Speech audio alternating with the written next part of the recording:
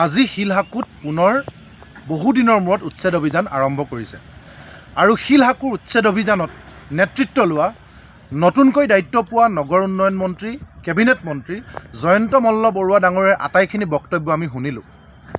আমি আজি 3 বছৰ পূৰ্বে যেতিয়া শিলহাকুত চৰকাৰে GMDয়ে উচ্ছেদ চলাইছিলে তেতিয়া আমি এই উচ্ছেদ কিয় বৈষম্যমূলক, কেনেকৈ আচলতে হিম্মত সিংকাৰ 17 মহলীয়া আইডিয়েল হিল ভিউ, ৰতন টাটাৰ জিঞ্জাৰ, বদৰুদ্দিন আজমলৰ হামজা প্ৰপাৰ্টিজ প্ৰাইভেট লিমিটেড আৰু ICM বা অমিয় কুমাৰ দাস ইনষ্টিটিউটকে ধৰি এই আটাইবিলাক প্ৰতিষ্ঠান কেনেকৈ ৰক্ষণাবেক্ষণ দিয়া হৈছে আৰু বিপৰীতে কেৱল সাধাৰণ মানুহৰ জুপুৰি ভাঙি কেনেকৈ বানমুক্ত গুৱাহাটী গঢ় দিয়াৰ সপোন দেখা হৈছে, এই গোটেই কথা বতৰাবিলাক ৰাইজৰ আগত দাঙি ধৰিছিলোঁ।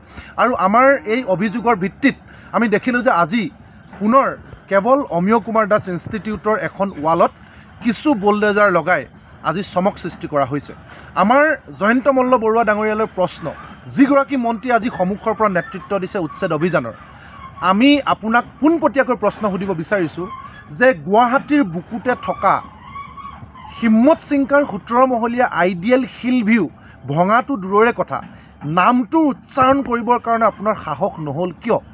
আপোনাৰ গোটেই দীঘলীয়া আমি সংবাদ মাধ্যমৰ মন্তব্য শুনিলোঁ, আপুনি শেষত লওঁ নলওঁকৈ জিঞ্জাৰৰ নামটোও লৈছে, ICMৰ কথাও কৈছে, কিন্তু আইডিয়েল হিল ভিউ যাৰ মালিক বনিয়া অনা অসমীয়া সেই হিম্মত সিংকাৰ বিল্ডিংটো কিয় ভাঙিব নোৱাৰে বা কিয় নামটো উচ্চাৰণ কৰিব নোৱাৰে? আমি জয়ন্ত মল্ল বৰুৱা ডাঙৰীয়াৰ লগতে মন্ত্ৰী হিমন্ত বিশ্ব শৰ্মা ডাঙৰীয়াকো সুধিব বিচাৰিছোঁ, অসমৰ মাননীয় মুখ্যমন্ত্ৰী, যে কিয় আচলতে আপোনালোকে খেনুক দেখি ৰন্ধা বঢ়া, খেনুক দেখি দুৱাৰ বন্ধা নীতি লয়? আৰু আমাৰ দ্বিতীয় প্ৰশ্ন হৈছে যে আপুনি স্পষ্টকৈ জয়ন্ত মল্ল বৰুৱা ডাঙৰীয়াই কৈছে যে এই ইনষ্টিটিউটবিলাক হোটেল মেনেজমেণ্ট, ICM বা অমিয় কুমাৰ দাস ইনষ্টিটিউট বা যদি ভাঙিব লগা হয় জিঞ্জাৰ হোটেল, তেওঁলোকক বিকল্প ঠাইত ইতিমধ্যে সংস্থাপন দিয়া হৈছে আৰু নিৰাপদে আটাইবিলাক সামগ্ৰী সকলোবিলাক অনিষ্ট নোহোৱাকৈ নিৰাপদ জেগালৈ চৰকাৰে ঠিক কৰি দিয়া নিৰাপদ ঠাইলৈ নিবৰ কাৰণে সুবিধা দিয়া হ'ল।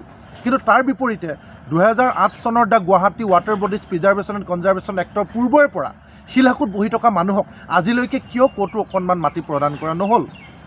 বনিয়াৰ ইনষ্টিটিউটবিলাকক উচ্ছেদৰ পূৰ্বেই সংস্থাপনৰ ব্যৱস্থাৰ বিকল্প ঠাইত ভূমি আৰু খিলঞ্জীয়া থলুৱা পৰিয়ালবিলাক 1203টা পৰিয়ালক উচ্ছেদ কৰাৰ পিছতো আজিলৈকে কেৱল মাত্ৰ ক্ষতিপূৰণৰ নামত এটা কণা হাঁহক পতান ধান দিয়াৰ দৰে দি বাকী মাটি কিয় দিয়া নহ'ল, সেই প্ৰশ্নটো আমি উত্থাপন কৰিব বিচাৰিছোঁ। আৰু মূল প্ৰশ্নটো যে কিয় আইডিয়েল হিল ভিউৰ নামটো ল'বলৈ আপোনালোকৰ সাহস নহ'ল? কাৰণ আইডিয়েল হিল ভিউৰ মূল খুঁটাটো শিলহাকুৰ বুকুতে আছে, কিন্তু আপোনালোকৰ সাহস নহ'ল। আৰু মূল কথাটো ক'ব বিচাৰিছোঁ যে গুৱাহাটীত এতিয়া উন্নয়ন আৰু বানমুক্ত গুৱাহাটী গঢ় দিয়াৰ নামত শিয়ালৰ ডিঙিত মঙহৰ ভাৰ দিয়া হৈছে। নতুনকৈ দায়িত্ব দিয়া হ'ল, আগতে অশোক সিংঘাল ডাঙৰীয়া আছিলে, এতিয়া জয়ন্ত মল্ল বৰুৱা ডাঙৰীয়াক দিয়া হৈছে। আমি সকলোৱে জানো জয়ন্ত মল্ল বৰুৱা ডাঙৰীয়াই কৈছে যে শিলহাকুৰ ৰিজাৰ্ভাৰ কৰি কৃত্ৰিম বানপানী বুন্দাজান হৈ ব্ৰহ্মপুত্ৰলৈকে লৈ যাব। মন্ত্ৰী ডাঙৰীয়া, সেই বুন্দাজান পুতি আপোনাৰ প্ৰয়াত পিতৃ কৈলাশ মল্ল বৰুৱাৰ নামত এই যে চৰকাৰী 3 কোটি টকা খৰচ কৰি নাৰেংগীত এটা পথ নিৰ্মাণ কৰা হৈছে, যি পথ নিৰ্মাণ কৰিবৰ কাৰণে শিলহাকুৰ সংলগ্ন বুন্দাজান ডাইৰেক্ট পুতি পেলোৱা হৈছে। গতিকে মূল প্ৰৱেশদ্বাৰটোকে আপুনি নিজৰ পিতৃ নামত পথ নিৰ্মাণ কৰি যদি পুতি পেলায়, তেতিয়াহ'লে কোনফালে আপুনি পানী ব্ৰহ্মপুত্ৰলৈ নিব? মানে আপুনি মন্ত্ৰী হোৱাৰ কাৰণে শিলহাকুৰ সংলগ্ন বুন্দাজানো পুতি পেলাব পাৰে আৰু মন্ত্ৰী নহয় সাধাৰণ মানুহ হোৱাৰ কাৰণে 1203টা পৰিয়ালক পথৰ ভিক্ষাৰী বনালে আৰু আজি ক'তো অকণমান মাটি দিয়া হোৱা নাই। তাৰ বিপৰীতে বনিয়াৰ প্ৰতিষ্ঠানবিলাক ৰাইজৰ হেঁচাত, দল সংগঠনৰ হেঁচাত ভাঙিব লগা হৈছে যদিও বিকল্প ঠাইত মাটি দিব লগা হৈছে। ইয়াক কেনেকুৱা ধৰণৰ আপোনালোকৰ নীতি? হিমন্ত বিশ্ব শৰ্মা ডাঙৰীয়াক আমি সুধিব বিচাৰিছোঁ যে আজি অমিয় কুমাৰ দাস ইনষ্টিটিউট ভাঙিছে, কিন্তু জিঞ্জাৰ হোটেল কেতিয়া ভাঙিব? আইডিয়েল হিল ভিউ কেতিয়া নাম উচ্চাৰণ কৰিবলৈ সাহস হ'ব? আৰু খুদ শিলহাকুৰ সংলগ্ন বুন্দাজান পুতি জয়ন্ত মল্ল বৰুৱা ডাঙৰীয়া ৰাস্তা কেতিয়া উচ্ছেদ কৰিব? আৰু আমাক সেই প্ৰশ্নৰ উত্তৰ আজি লাগে। যিকোনো খবৰৰ বাবে যোগাযোগ কৰক 7099017330 লগতে 7099017110 নম্বৰত।